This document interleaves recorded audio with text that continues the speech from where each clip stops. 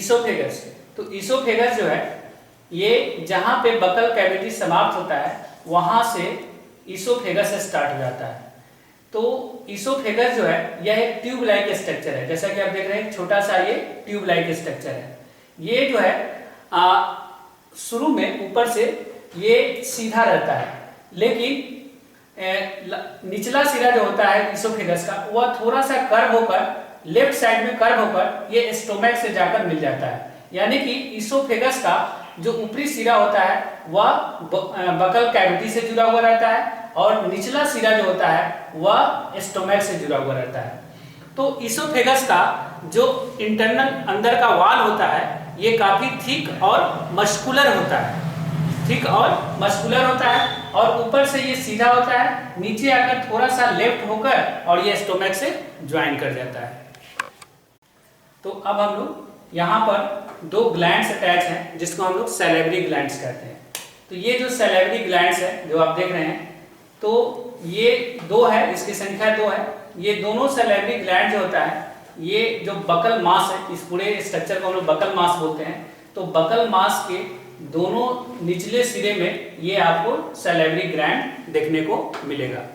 तो ये जो सैलिवरी ग्लैंड होता है ये बकल कैविटी में अंदर का जो जगह होता है वो कैविटी कहलाता है। तो दोनों सैलिवरी ग्लैंड बकल कैविटी में एक डक्ट के द्वारा खुलता है, यानी डक्ट यानी कि नली के द्वारा ये खुलता है। ये नली के द्वारा जो है बकल मास से अटैच रहता है और नली का जो माउथ ओपन होता है वह कैविटी के अंदर होता है।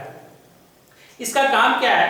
तो ये जो सैलिवरी ग्लैंड है यह एंजाइम का सेक्रेशन करता है। तो एंजाइम में यह म्यूसिन के जैसा सबस्टांस का सेक्रेशन करता है और कार्बोहाइड्रेट्स एंजाइम का सेक्रेशन करता है। तो ये जो सैलिवरी ग्लैंड है, इस सैलिवरी ग्लैंड के पास एक पाउच लाइक स्ट्रक्चर जो आप देख रहे हैं, इस पाउच लाइक स्ट्रक्चर को यहाँ पर जो एक पाउच लाइक जो स्ट्रक्चर है, इस पाउच लाइक स्ट्रक्चर को हम लोग ईसोफेगियल पाउच बोलते हैं। तो ये जो ईसोफेगियल पाउच है होता है ये क्रीम कलर का पाउच लाइक स्ट्रक्चर होता है और ये जो पाउच है एक नैरो डक्ट के द्वारा, नैरो डक्ट यानी कि नली के द्वारा, बहुत पतले नली के द्वारा या जो बकल कैविटी है और ईसोफेगस है, तो ये दोनों जहां पर ज्वाइंट होता है, जहां पर इसका जंक्शन होता है, यानी कि जहां पर बकल कैविटी समाप्त हुआ और ईसोफेगस शुरू हुआ, उस जंक्शन के पास यह डक्ट जो है अंदर में खुलता है।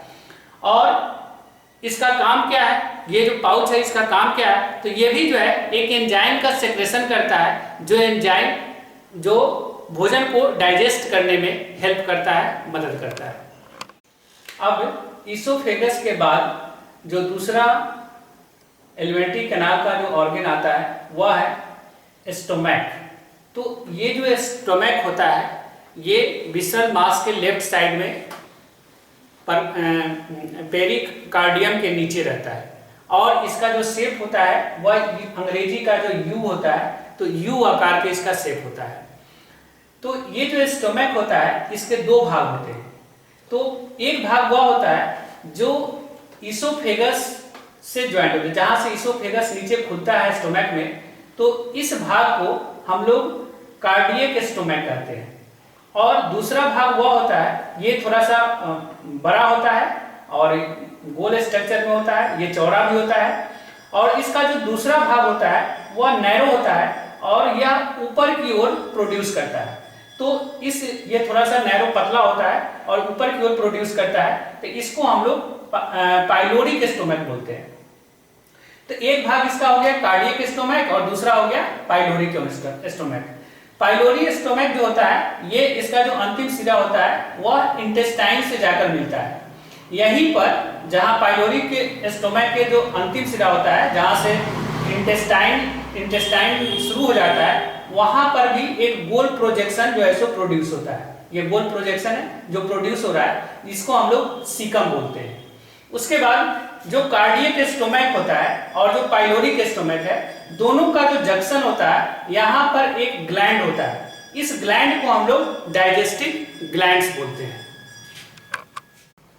तो स्टोमक दो पार्ट में डिवाइड हो गया, एक कार्डियक स्टोमक और दूसरा हो गया पाइलोरिक स्टोमक। तो दोनों का जो जंक्शन होता है, उस जंक्शन पर एक ग्लैंड्स आपको देखने को मिलेगा।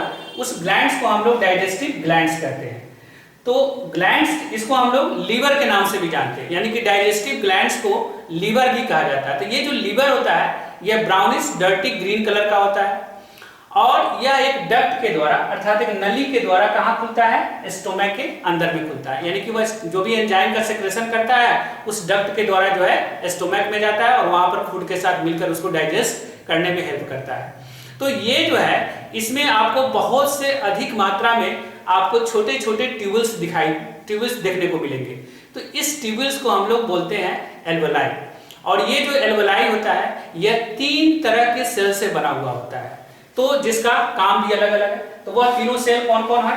तो सबसे पहला होता है सेक्रेटरी सेल। तो सेक्रेटरी सेल के द्वारा जिस एंजाइम का सेक्रेशन होता है, तो उसका काम क्या है कि वह सेलुलोज को डाइजेस्ट करता है। ये क्या करता है? सेलुलोज को डाइजेस्ट करता है।